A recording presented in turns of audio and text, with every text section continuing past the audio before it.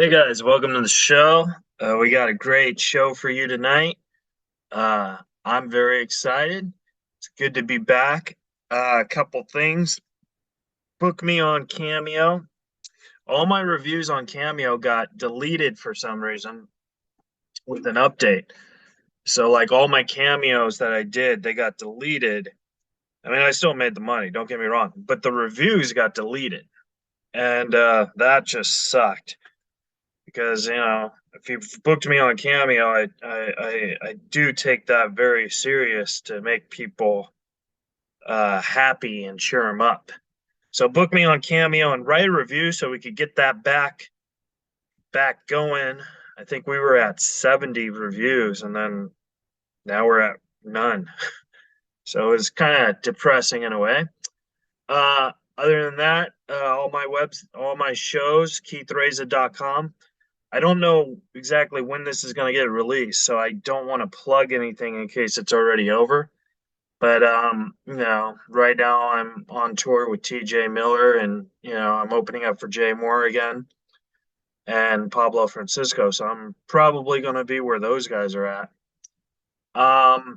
You could still buy my special at Mad Records, and you could watch it on YouTube. If you like the podcast, tell a friend, subscribe, rate, and review. We do need more reviews and more ratings on Apple Podcasts. That's where people are going to see if they want to do the show. They look at the reviews. So, even if you don't like it, just review it and tell us how we can improve. That would be great. All right, guys, we got a great show. He's an actor. You've seen him in Can't Buy Me Love, Parenthood, Happy Gilmore. But more importantly, he's a director. That's probably what he's most known for. And he's directed hit movies like Happy Gilmore, Big Daddy, Saving Silverman, Grown Ups, Grown Ups 2, Jack and Jill, Beverly Hills Ninja. The great Dennis Dugan is going to be here. He's going to be riffing with just me, Keith Reza. So, yeah, it's going to be great. Subscribe, rate, and review. Tell a friend. And enjoy the show.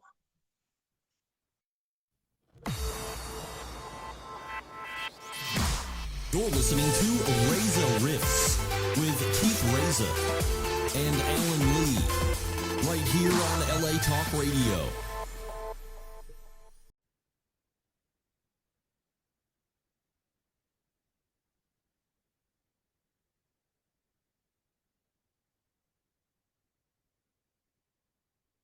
Right. Dennis Dugan is here on the Zoom. Hey, Dennis. Hey, baby, how are you? Good. How are you? Thank you so much. You're more than welcome. I'm here to dazzle you. Wow. All right. Thank you so much. I really do appreciate this. I know you're busy and it really means a lot to me. So thank you. How did you know that I'm busy? I don't have a fucking thing to do. I don't know, just big director, guy, just like working on a new movie while I do a podcast. I was just barely able to cram this into my schedule. Well, I appreciate it. Thank you so much. Absolutely. Here it is. Here's my schedule right now. Look at this thing. That's it. See, what have I got here? Let's see, what have I got? I got Sharon's heel. That's my wife. Her heel's hurting. So we gotta get her heel fixed. Oh, okay. And then I have hair, but I cut my hair. I wanted to cut my hair for the Zoom video. So hair, I've done the hair thing. Kelly's statue, that's my son's MVP statue. He's a pro baseball player. So I'm getting that. It got fixed. The bat broke off. Oh my God. You probably read about that. Yeah. Workout, yep, did that 7:00 this morning.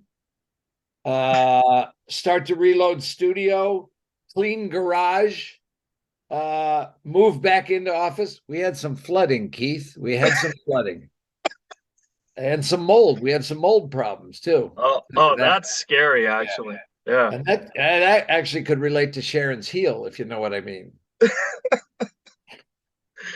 And then 2 o'clock, do Annoying Kids podcast. 2 o'clock, do the podcast that everybody's talking about.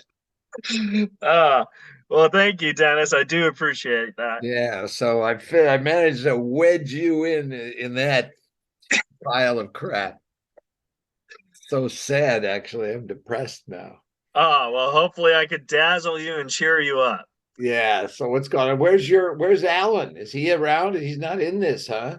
No, Alan's having health issues, so He yeah, is? yeah. Oh, So he that's hasn't just been doing the podcast for about yeah. 6 months. Yeah, Yeah, he's a very old man, so who knows, that's Eh, yeah. good. So you got lint on your sleeve there. I see it. Holy Lord, you could You see don't that? want. Yeah, yeah. I Oh know. my God.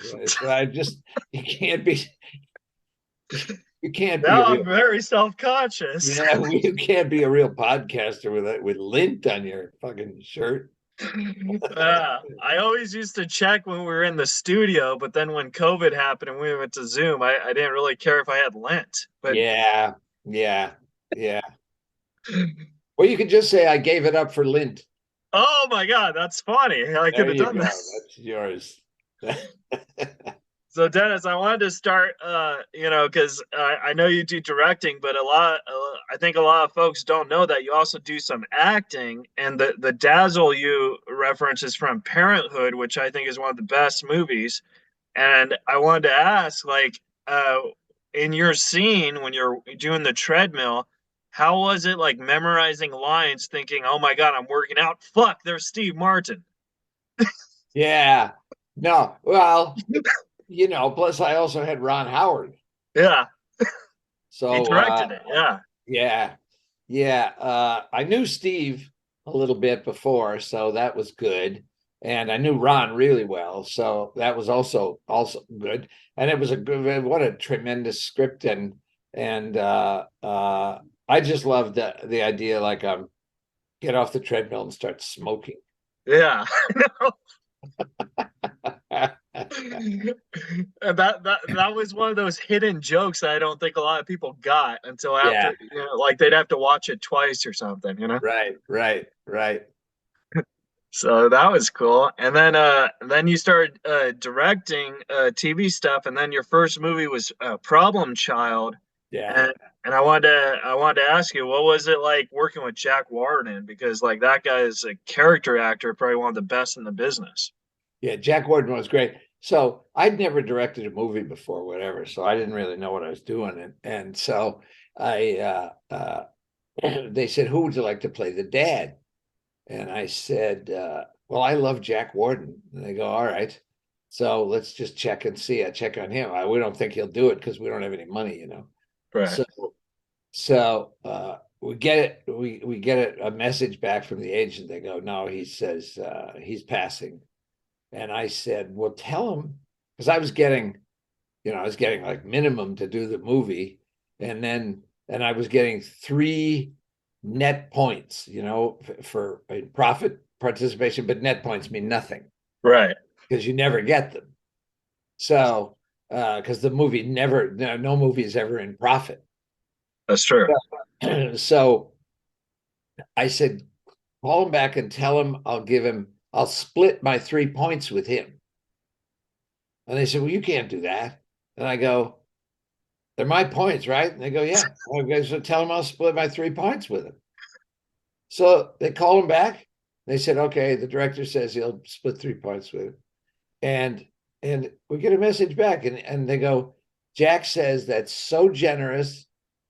He won't take the points, but because you offered that, he'll do the movie. Oh my God, that's awesome. Yeah, that was very cool. Very cool. So then first day, now I got Jack Warden on the set. I knew John Ritter, we were kind of buddies. So that wasn't a problem. I wasn't Yeah. wowed by him, but I We was don't need to offer him any points. no, he didn't need no points. So I got Jack the first day, and he says, hey, he says, I got a couple jokes I'd like to throw in here. I go, okay, well, we're just in rehearsal, just do them and let me see. So he throws him into the rehearsal. And one of them I liked, the other one I didn't like at all. So I go, okay, good. So they're lighting, and I'm trying to think. I go, how do I tell Jack? How do I like? The joke sucked. Yeah. So I figure it out. So, just before we're gonna shoot, I go up to him and I go, hey, Jack. He goes, yeah. He goes, that I love that joke where you're talking about the thing that when you're looking out the window. That's a good joke. That's a good. I said the other joke. See, your character, he would know. He wouldn't make a joke about this because he would know. And he goes, "Are you saying that you don't like the joke?" And I go, "Well, no." And he said, "Well, then just say don't tell the joke." I went, okay, don't tell the joke. And he goes, great. Now, don't you think like guys who are that like brutally honest, like that it kind of gives them a little charm where it's like, okay, I could get Oh along with yeah. this guy. Yeah, but he was I mean, he's Jack Warden where he's down in Dallas. He's doing this little kid movie, crazy kind of kid movie. He came on every day when he wasn't working, he came like an hour before lunch, sat on the set, watched, and then we'd have lunch. Yeah. But so he was like not like a guy who was like, well, I'm here, I'm doing this movie. He was part of it. Yeah. He was really committed to being part of it. Yeah. And see, you actually have that, like, in a way, you have that luck about you, like you said, you asked Jack Warden after he said no, and then you tried to get Sandler in one of your movies before Sandler was Sandler, and then it came back to like give you access to Happy Gilmore, right?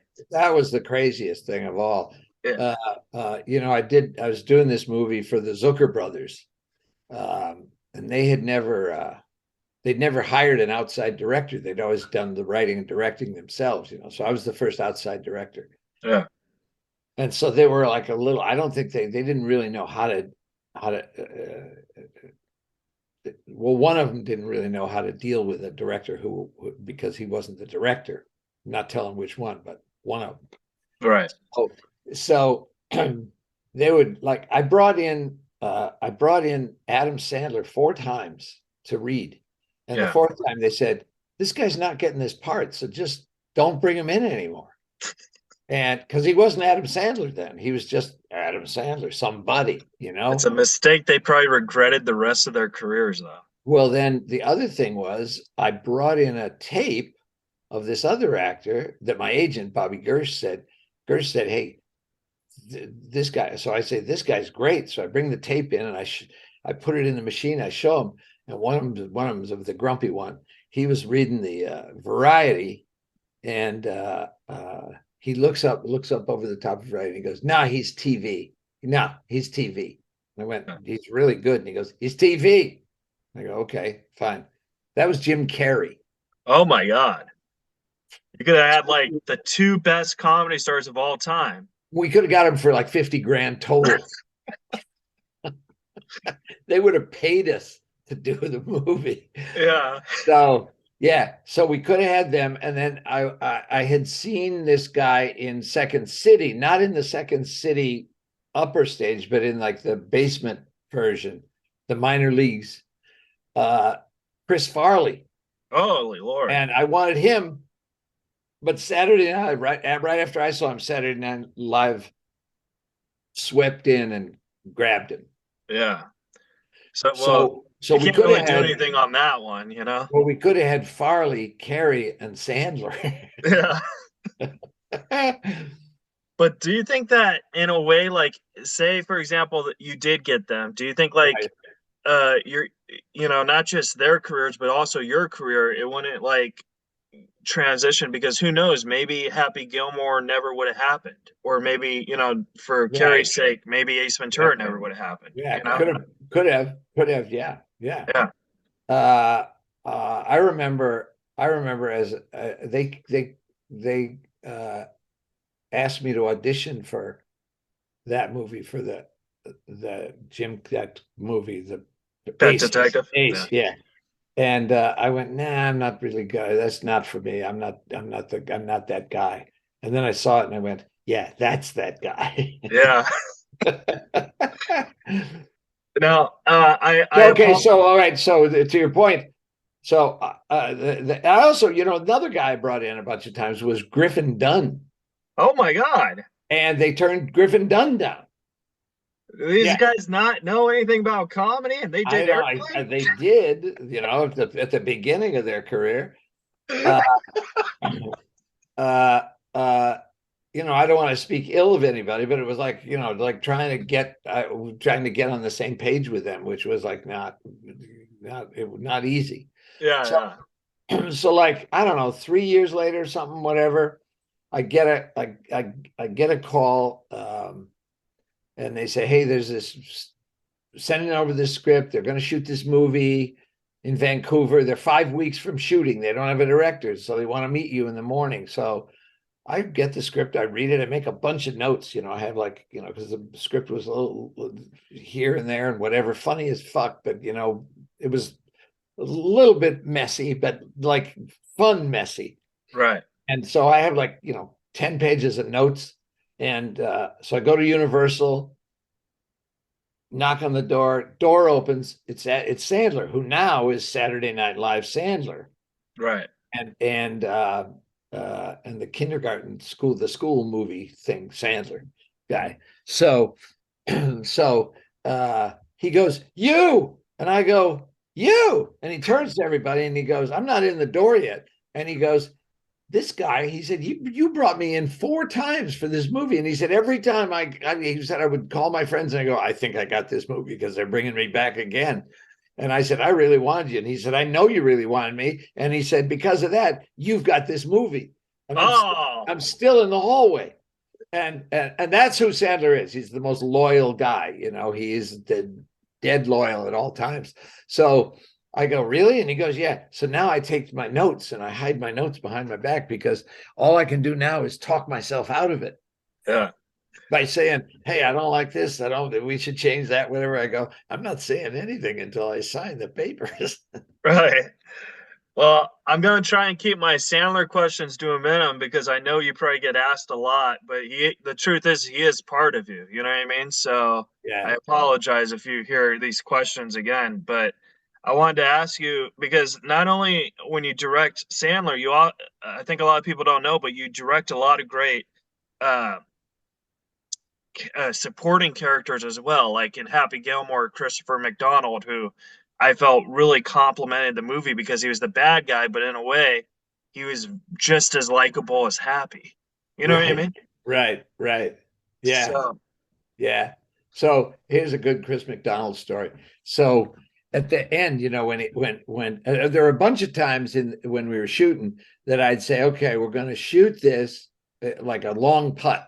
yeah, I'd say, okay, we're shooting this until you make it because I didn't want it. I didn't want some shots we did it, but on some of them, I wanted you seeing the guy hit the ball in rather than like he putts it, you cut to the crowd, and then you see it roll in. So it's like cheesy and easy.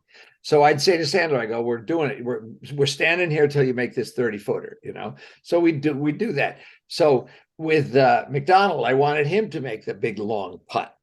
yeah, So, we had stands around, there were like 250 people who sat in the stands and stuff because of the 18th hole finale. So and there was a lot of gambling going on that movie too, because we're doing golf. So when we're setting up, guys they're betting on chipping and they're betting on putting and doing it. So a lot of that. So I say with like, with all the crowd there and the crew there, I go, I don't think McDonald can make this putt, but we're going to sit here until he does. And I said, I'll bet I'll take the over. yeah. And I don't think he's going to make it in 15 tries. 15. That's a Yeah. lot. Yeah. And we also had, we had like a thing looking like a ski slope track where they could put it on the green and roll the ball down and find the exact line that would get the ball into the hole. Right. And we also had greenskeepers. So while we're setting up, he's practicing like crazy, and they're using the machine to try to actually show him the perfect path, whatever. And I said, okay, I'll take it, and I'll take any bets anybody want? And the crew was all betting the under. And so I was covering like $1,500 in bets by the time it got to shooting. Right. So, and meanwhile, I'm just ready. I go, Chris, whatever. You don't feel any pressure. There's a crowd here, and all these people want to make money off you. So he gets to like 8, and I'm saying, yeah, Chris, it's okay. You can't think like, oh, now I only have 7 left. That'll really throw you off. Yeah, and he was like grumbling and whatever and stuff. And I go, don't do that. Don't feel any pressure. Yeah. Finally, at about like 12, he sinks it. And the place goes crazy. And he goes crazy. And you can even hear him when you see him, he goes, take that. He said, that was to me, because he was pissed off at me. But it got the whole crowd going, and it got him going, and it was like it really worked, because that was once he finally got it, that was all one take. Yeah, because he plays in my uncle's celebrity golf tournament every year, and Right. And he actually does do that shooter thing when he golfs. And so I was there one year, and I was his driver, the on the golf cart. Right. And at the time, I was touring with Norm Macdonald, and and I was like, "Hey, Norm, I'm driving Christopher McDonald, and you guys did dirty work together." And Norm's like, "Ask him if he remembers me."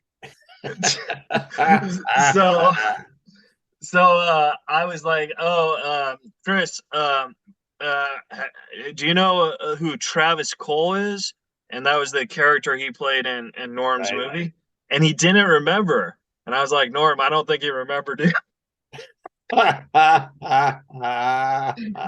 he was such a nice guy, and I swear, like, I'm surprised it took him that long to get those, because he was actually a pretty good golfer. Yeah, but this was like a 50-footer, Yeah. And it was also on a green that we had made. That wasn't even a golf course. It was because we had to tear it up, with the thing falling over and the Volkswagen and stuff. So we had created our own green. So and we had real people doing it, but we only had like 6 weeks for that to like settle. So it wasn't a perfect green like the Masters or something like that. Definitely. And then you're a Norm Macdonald guy, but I saw him at the Montreal Just Pour Rire comedy festival. I was there one year. I think it was when I was doing Brain Donors, and looking for people. And there was this buzz, and they go, Mark Lano, friend of mine, he used to run the improv. Right. Lano says, we got to go to this place. So at like midnight, we go up to some attic, and it's like jammed with people. And on comes this guy who nobody had ever heard of before. And it was Norm Macdonald. And oh my God, did he kill? He absolutely slaughtered. He was so funny.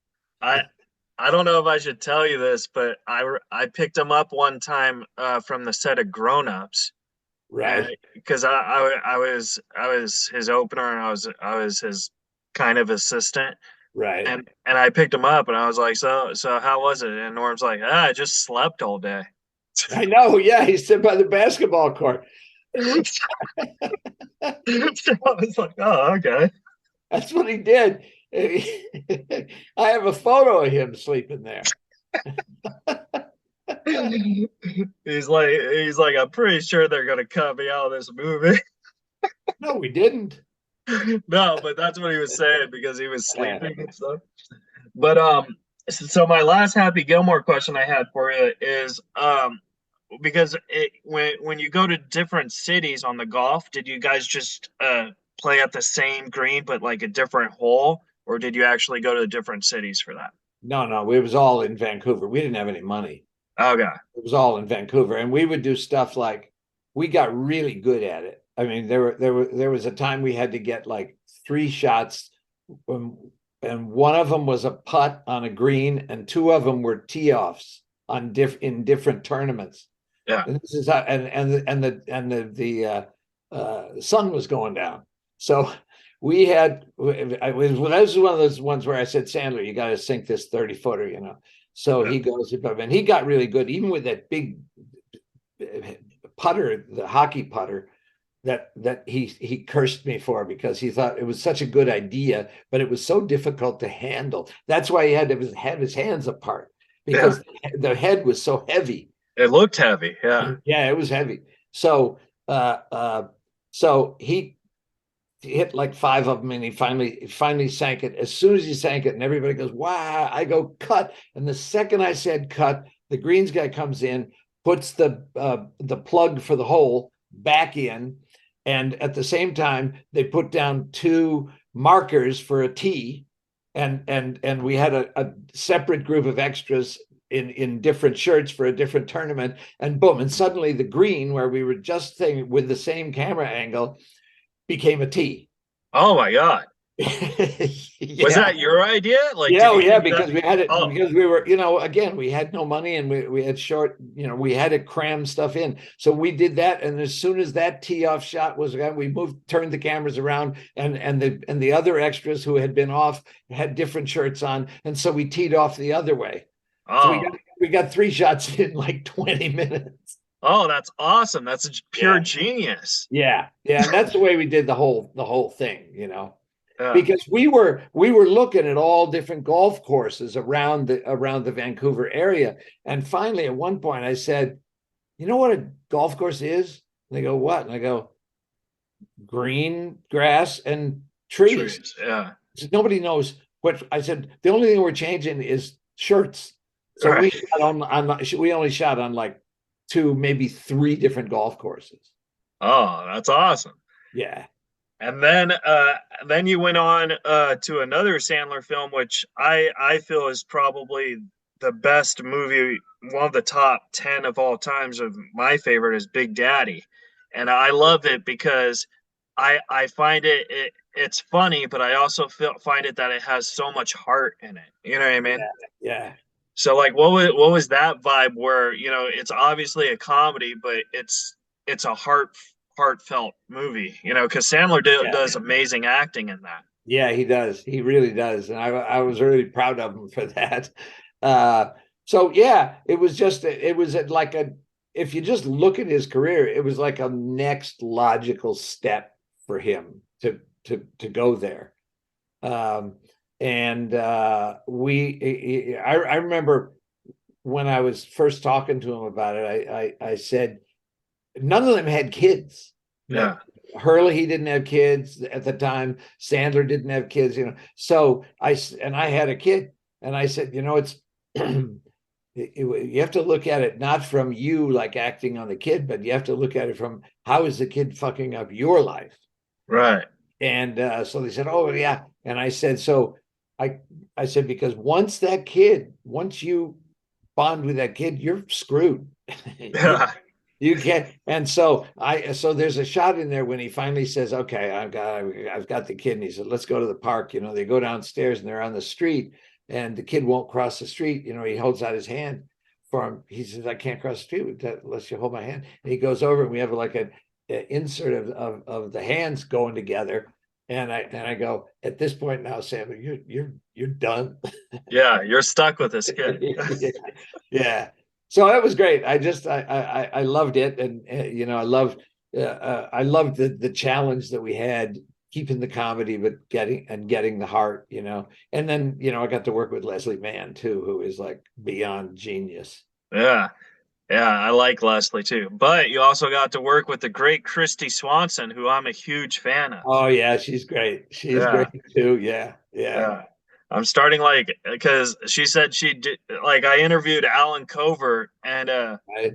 Covert was like if I could call one person on my phone to do your podcast, who would you say? And I'm willing to bet it's going to be Sandler. I was like, it'll probably be Christy Swanson. Yeah. So So Christy Swanson probably has a restraining order out against Covert, so that he'll never make the call. maybe she might have a restraining order against me because I always tweet her to do it. So, Yeah, there you go. but no, Covert is he's such a sweetheart, man. Like I love that guy. Yeah, And he's then, a funny character.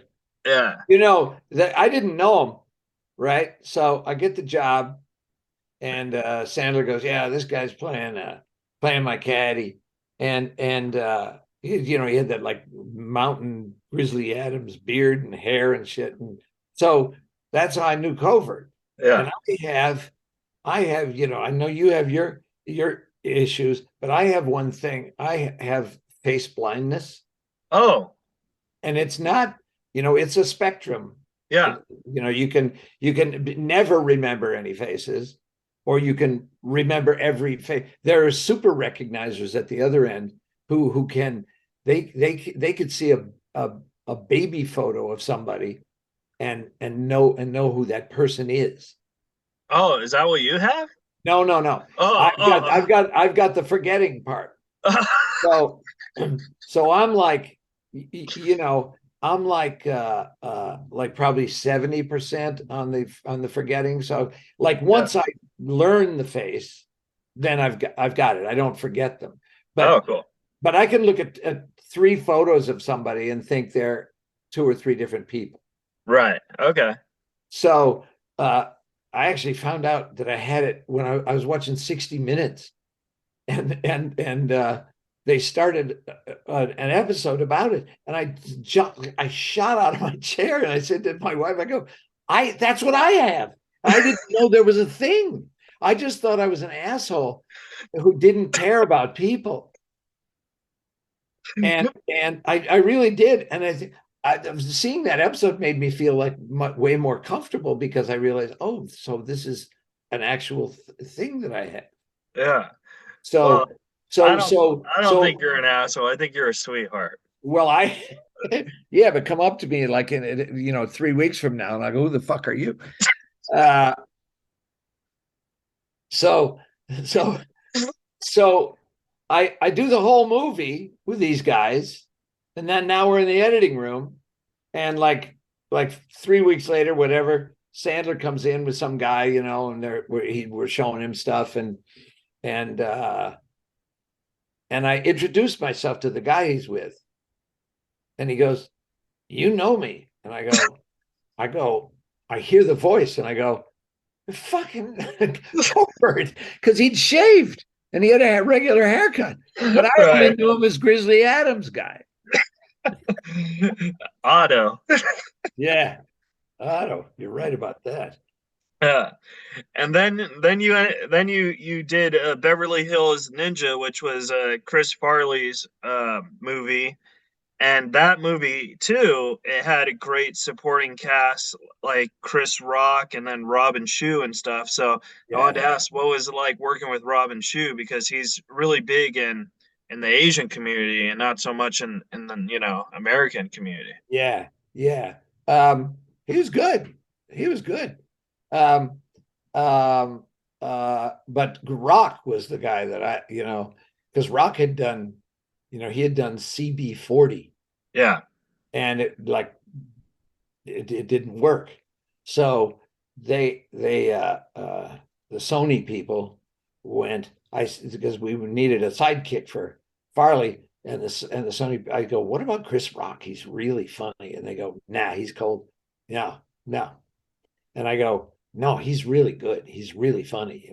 And they yeah, wanted this other guy. I'm not going to name the other guy, but they kept getting, he's really funny, this other guy. And I go, no, he's not funny. He's not funny like Chris Rock is funny. So I right, finally won the battle.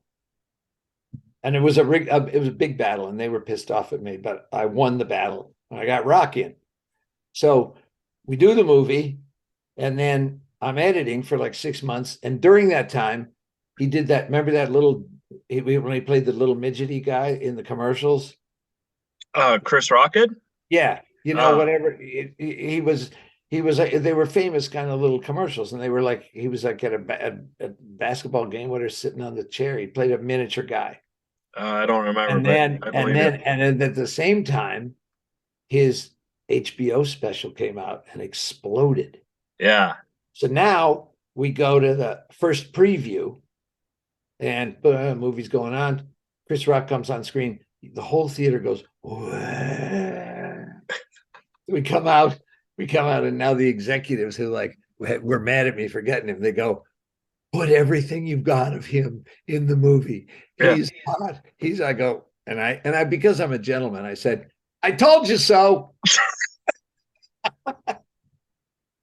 It would have been funny if you just said, no, I think we should go with the other guy. Yeah, let's get the other guy. Let's slot him in, do some reshoots. That would have been good. I'm sorry you weren't there. But it was literally, I mean, it was like I had a battle with him and I just loved him. I told Rock that. I said, I don't think I'm responsible for your resurgence, but I got you there. Yeah. Well, see, because like I do stand-up comedy. I mean, I would love to be an actor, but I just don't think I'd be good at it. But there's a lot of rejection in stand-up comedy where you just get used to it. You know what I mean? So Yeah. it's Yeah. just no, it's just like, because not everyone's gonna think I'm funny, but like I said, I look at the blessings, my hero and I toured with and he was my best friend, Norm thought I was great. So that's all I care about. You know what I mean? Yeah. Yeah. So And but then you finally got you were sick of being the warm-up guy, so you poisoned his coffee, right? no, I was one of the few people who knew he had cancer. So Ah, yeah. yeah, I know Schneider knew, and it was something, but like I said, he kind of like made me believe he was beating it, So Right, right. I think everyone thinks that they are beating it, but they don't know. You know what I mean? Yeah, yeah, right, right. So. But yeah, and then you jump to Saving Silverman, which I thought was a great comedy movie because it was totally different from your directing style. You know what I mean? And Right, I right. thought that humor really worked because I think Steve Zahn is probably one of the top 10 actors ever because he could pull comedy and people don't know, but he's very dramatic too. Yeah, yeah. He's absolutely fabulous. I love Steve Zahn. He's Yeah, so good. So good and so chill and just funny as hell, And then of course Jack Black. yeah, Jack Black. And the other thing is like when I got the script when we were doing the rewrite, I go, let's make these guys a Neil Diamond tribute band, because I Oh, love. that was your idea? Yeah, yeah. So I love Neil Diamond, So now I was trying to get Neil Diamond to do the movie, and so I had to like work really hard, but I got him. And then we became like best friends. So Oh my God, yeah, congratulations. yeah. But and Neil's a great guy. But yeah, I that movie, I just love that movie. That is so funny. And Yeah. Amanda Pete, she's great. Oh yeah, she's great. So when you got Neil Diamond to agree with it, did you see him in concert like 20 times, kind of like in the movie? And then did you kidnap him and be like, do this movie? Yeah, that was all real. He didn't know.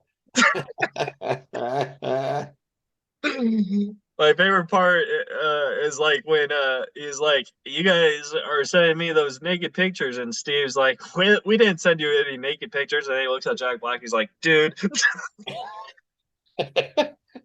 Yeah, uh, yeah. how is it directing yourself though? Is that like pretty hard or is it pretty easy? Because I know you're probably thinking for a whole film, but you also have key scenes where like in Big Daddy where you play the grumpy guy who doesn't want to give any candy. But Right. that was a good moment because it showed a lot of heart for the film on what this guy's willing to do to make this kid smile. Yeah. I don't really enjoy it, especially, especially on those movies. I do it, and I love acting because that's the way I started. But I'm not a huge fan of it because the directing thing is one thing and the acting thing. My feeling is you got to have your brain 100% in both the jobs. Yeah. And so, I fought my way through that stuff. Like in the last movie I did, Love Weddings and Other Disasters. With the great Diane Keaton. Yeah. Did you see that movie? You can Uh, say no. no, I did not, Yeah. but I heard Well, about it. yeah. Well, there you go. If you're hearing about a movie, is almost as good as like paying for it. You I fuck. feel COVID really fucked up. Like, I'm not saying it fucked up your movie, but I think it fucked up a lot of movies because, Yeah. you know what I mean? Yeah. Well, when we finished the edit and like COVID happened that afternoon. Yeah, And so there were no theaters even open. yeah.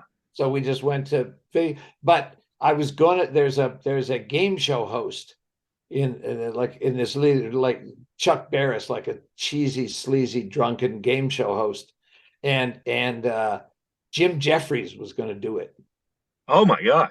Yeah, oh yeah, I was very excited because he's like great, He's the and biggest comic out right now. well, they uh, they changed like 10 days before they changed his TV schedule.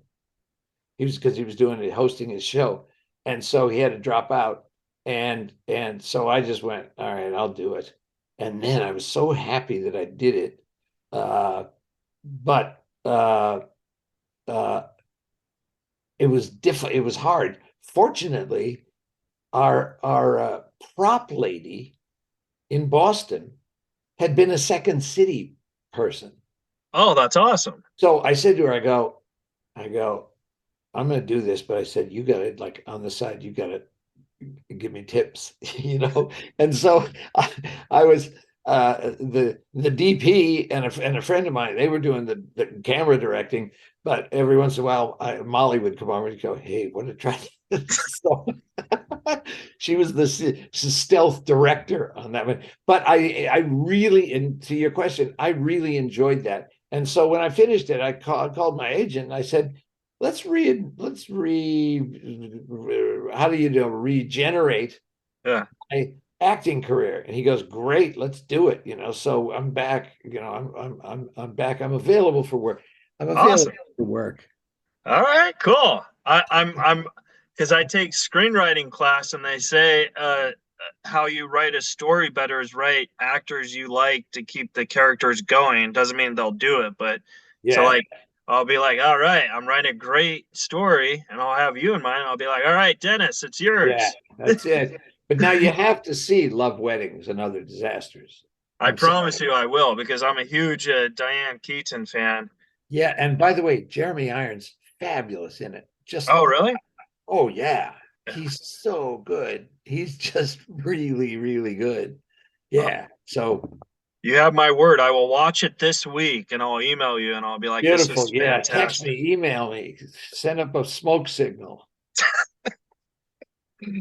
I want to respect your time, but I do Oh, have wait, let me 5. tell you one thing. There's one thing I thought of. You asked me earlier, and Uh, and I'm actually going to tell this to Sandler. I'm going to put it in because I didn't qualify as a big enough name to be at the Mark Twain things. okay. Yeah, but because they wanted just famous people on the TV thing, and I Right. understand that. So, but I'm going to do a little mini speech, and I'm going to send it to Sandler. But and this is going to be in it. When we were doing Saving Silverman, I said, "Why don't we do?" This is right way in prep. I said, "Why don't we do get a website?" And they go, "Oh, that's good. We'll do this and that and the other website, and we'll put updates on it." I go, "Great." And I said, "Why don't you do a thing called Ask the Director?" And then Oh, I'll answer questions. People. And they go, "That's a great idea too." So whatever, some weeks in, they go, "Okay, they had a list of like 150 questions that had been sent in. And they said, you don't have to answer them all. I go, I'll answer them. Let's just do it. So they go the first one, I go, what's this? And they go, don't just, you get some crazy stuff. And I go, well, let me see it. So the first one was the very first one. Guy says, Dear Dennis, do you have a place in your home where you have a little altar with Adam Sandler on the top of the altar so you can bow down and thank him for giving you a career that you don't deserve? What? I swear. I swear. And they go, okay, so just ignore it. No, I said, no, I'm going to answer that. And they go, what are you going to say? I'm going to go say, yes.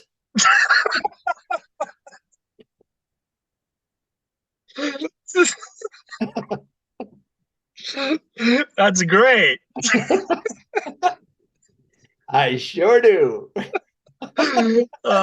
Is it behind that curtain over there?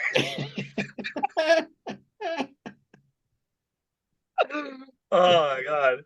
So I'm going to, that's going to be part of my speech because I'm going to film my speech as if I were doing it at the Kennedy Center. Right. And I'm going to send it to Sand. And you know what? You could edit yourself into the like through the video. You know, you Oh, could yeah, edit, yeah. Oh, very nice. Yeah, I'll steal a couple of shots. Yeah, just take Spade's body and put your head on it, and absolutely. No, not Spade's body, please. uh, You but think no, I want to be? You think I want to be 3 feet tall? No. but Des, I want to respect your time, but I do have four more questions. Can I Fine. answer? Fine. Okay, Can you press pause for a second? of course. Can we pause? Yeah, yeah. I'm going to go around the corner and pee, and then I'll come right back and I'll answer 22 more questions. I don't Okay, care. cool. Let me pause it for you. Heading around the corner. All right. All right, we're You know, I back. bet you thought, wow, it's taken him so long. It's probably because he's got a giant schlong, and that's probably why he's taken so long. And then you thought, oh no, he's 112. That's why. No, So I just thought you needed to kiss Sandler statue. oh, I had to go back. Yeah. When you say four more questions, I gotta go, Adam, what do I say? Well, I think you should do this. You should try this. Okay, so I wanted to ask about bench warmers because I don't know if this is true, but this is what Norm actually told me. He told me that Sandler was supposed to be in bench warmers, but he had Schneider do it because him and Spade weren't getting along or something. Was that true? Never heard that. I would lie to you, but I'm not lying to you. Oh, I okay. no, I never heard that. Oh, okay, cool. So Schneider was originally, in your eyes, supposed to be Gus. Yeah, always. Yeah, yeah. Awesome. Cool. Schneider, one of the all-time great eccentric human beings. Yeah. So fucking funny and so great. Hey, you know, I have on bench warmers, you know, his daughter came to the set one day and she was about, I don't know, 12, whatever. And so I said, hey, I said, Rob, I can put her in the movie. And he goes, oh, I said, you want to be in the movie? And she goes, sure, yeah. So we put her in the movie. She had a line or two, whatever. And so she always liked me for that. Yeah. And so I put her in, you know who she is, right? Yeah, she's a singer, right? Yeah. Yeah. Elle King. Yeah. And now she's like a big country singer now. Yeah. And so I put her in, she's in Love Weddings and Other Disasters. Oh, that's another reason why to watch it. Yeah, she's a street singer. You know who's also in it? King Batch. Oh, really? Yeah. Oh, yeah. that's cool. So we got your Diane Keaton and we got your Jeremy Irons, King Batch, Elle King, Yeah. Dennis Dugan. Yeah. That's why that's yeah. actually why I'm watching it. I'm gonna be like, my buddy Dennis is in it. Yeah, yeah. But no, bench warmers does have like a very warm spot in my heart because my grandfather, we used to go to movies every Friday, and Benchwarmers was one of the last ones I saw with him at a movie theater. Oh, so nice. So like it's a very it's a good memory. You know what I mean? Oh yeah, absolutely. Yeah. And then so three more questions. One, I don't know if you can even talk about this yet, but no, can't. Okay. I'll still ask, and if you can't, we'll edit it out. Fine, right, fine. So are you, there's a movie called Knox Goes Away that says you're starring and directed by Michael Keaton. Is that still going on, or is that something you can't No, I can talk about it. Yeah, Oh, I'm in it. oh, cool. But I'm not starring in it. Oh, I'm oh, just, I'm just in it. oh, okay, cool, cool. But yeah, it's Keaton, and he directed it, and he's the lead in it, and Pacino. Yeah, you get to Uh, meet your good stunt double again. it's yeah, he's that's what I made him laugh. I played his understudy, Yeah, yeah. right? Yeah, That and was why my joke yeah, failed. yeah. His understudy is much better than stunt double. Yeah. Let's retake that. Let's read it. Let's Yeah, do another yeah, take. Yeah, you but get to see your understudy again. yeah, yeah. So, but I knew him, obviously from Jack and Jill. So, yeah, I'm in it, but it's not a gigantic. It's two scenes. It's not a gigantic role, but it's a good part, and it is a really dark, really interesting movie. Yeah. Really cool. Very Oh, good. Yeah. yeah, that's kind of cool. A lot of people don't know this, but Michael Keaton started as a stand-up, Yeah. you Yeah. know? So, That's when I met him. oh, you knew him in the stand-up days? Yeah, and he was a good stand-up too. Yeah. He was funny, and he wanted to be he wanted to be an actor, and he said, "I'm going to be a stand-up because that's the fastest way to get in a pilot on a comedy series." Yeah. But he was good. He was Yeah. really funny. Yeah, I don't remember much of his act, but I remember his opening joke because like usually audiences were applaud. So he'd go up there and they'd stop applauding and he'd be like, "All right, I'm done." Yeah, he was the best man at my wedding, Oh my and God. yeah, and so he walked Sharon down the aisle, and How come you didn't tell me this, Dennis? This is oh fantastic. yeah, so we're going through the ceremony, whatever, and we both were giving speeches to each other, Yeah. and we weren't telling each other what our speech was. So the interesting thing was she's a psychologist and just a absolutely wonderful woman. Uh, she did hers. She did, and she had a couple people help her with the comedy, but she did a comedy kind of speech to me Yeah. and killed, absolutely killed. And you guys, well, you know about the stage, but she was like, she had said, "Oh God, I don't want to be in front of people, and I'm scared." She got her first laugh, and then she was like a runaway horse, She like, "Well, this is really good." so but she was great, and she got all her laughs. I had gone so the interesting thing is, you'd think that I'd do the comedy and she'd do the heart. Mine was a heart one, Yeah. and I get like a third of the way into the speech, and I choke up, and I can't talk. So I look at Mike and I go, "Mike, come up." So Keaton comes up and he's over my shoulder and he starts reading the speech to her. And he does about like 2 pages, and I go, "Okay, I got it." He goes and sits back down. I start again. I can't do it. He just comes up. He takes the speech from me and reads the rest of it to her. Oh, that's awesome.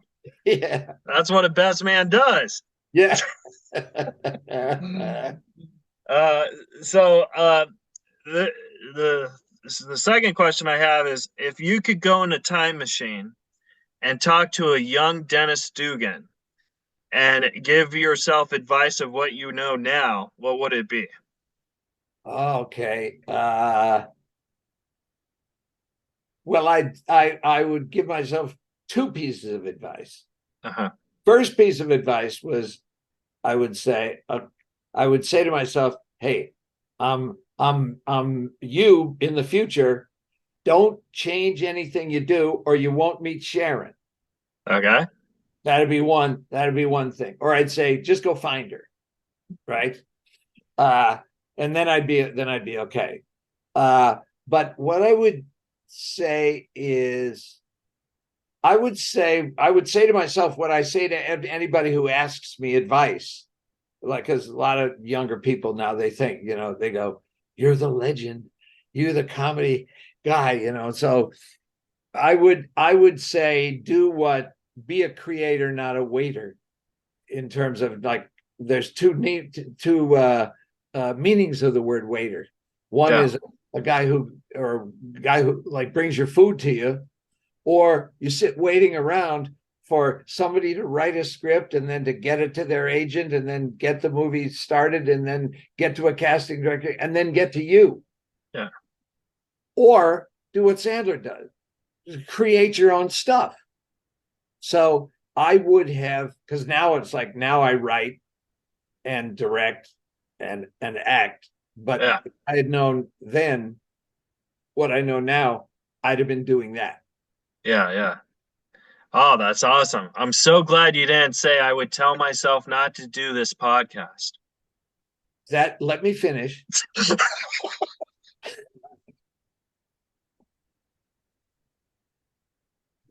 I love you, Dennis. I feel like we have a good energy. Yeah, baby. Uh, and then my third question is, if you could remake one of your films and do it with the same script, but just do something a little different, like in the editing or a camera shot, just to change it a little, which film would it be and what would you do? Well, I did this golf movie, and I would have cast Jim Carrey as Happy Gilmore. Okay. No, no, no, no, I would not. Interesting, like about like, I don't know, 3-4 years ago, somebody the Golf Channel called because it was some anniversary of Happy Gilmore, like the 20th or 25th, whatever it was, and they were doing a special on it. And so I did an interview with them. And so the night before, I watched Happy Gilmore, and I hadn't watched it in like 15 years, whatever. Yeah. I sat there and I watched it all the way through. I finished. I pick up the phone, I call Sander, and I go, "Hey, Adam," I said, "I got to do this interview tomorrow." And I said, "I just saw Happy Gilmore he goes, "Oh man, how was it?" And I go, "I wouldn't change one thing." Yeah. It's a perfect movie by comedy and yeah. Not everything about it, the sort of the craziness of it, the sort of slapdash way we put it together, everything about it, it just was perfect. So that's the anti-answer to your question. All right. I would, I don't know. I probably no, I liked Problem Child because Problem Child was like what it was, Yeah. this cool hit movie. Brain Donors was just, I don't know, it was just like kind of out of my hands. So if I could change anything, okay, here, if I could make it over again, I'd do it with an unknown Sandler, an unknown Jim Carrey, a Chris Farley, and Griffin Dunn. So Oh, the answer to your question is, I would have made that movie different if I could have. all right. That's a good one. And then my last question for you, Dennis, is there going to be a Grown Ups 3? I don't know. There every once in a while there was like there's been a little like, oh yeah, so I don't know. Oh, okay. It'll be because Sandler's a career now is like kind of taking a different thing. I think he's going to do another movie with the Schmeldrick brothers, who Yeah. did the jewelry movie. Uncut Gems. That was Yeah, fantastic, by the way. yeah. Oh, So I think he's going to do that, and I think he's doing a Noah Baumbach movie. So I don't know where he's going. all right. He's becoming De Niro. Yeah. So I don't know. So if there is one, great. But we constantly say, well, let's do one. Let's do something. So we'll either do something or fuck him. I'm getting rid of my Adam Sandler thing for Diane Keaton statue. Yeah, yeah. Now there's an altar worth worshiping at.